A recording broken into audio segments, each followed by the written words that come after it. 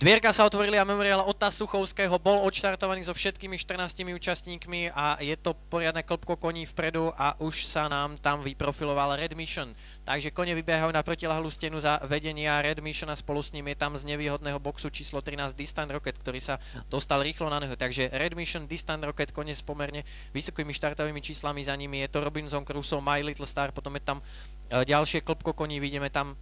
v strede balíka Dodibada, takisto aj Tojanu, Sign of the Zodiac z jednotky pomerne zaspal na štarte a je až zhruba na 7. 8. mieste, Quick Dart, Thunderball, Tap Dance a na poslednej pozícii zdá sa, že to je Biarritz. Kone už sú na konci protilahlej steny a točia do oblúka pod výpadovkou a už je to Distant Rocket pod Tomášom Bitalom, ktorý naozaj sa veľmi rýchlo dostal z tej nevýhodnej 13-ky, za ním už je to Dodibat, Red Mission a potom už je tam s vonkajšou stopou útočiaca My Little Star, ktorá sa posúva. Takisto je tam ešte celkom slušne Robinson Crusoe, ale kone už máme na začiatku protilahlej, na začiatku cieľovej rovinky a je to Distant Rocket, ktorý sa vzdialuje od svojich súperov a uvidíme, či na ňo ešte niekto zaútočí, ale je to Distant Rocket, Dodibat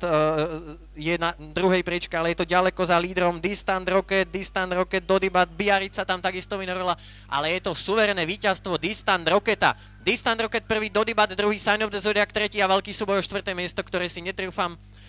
takto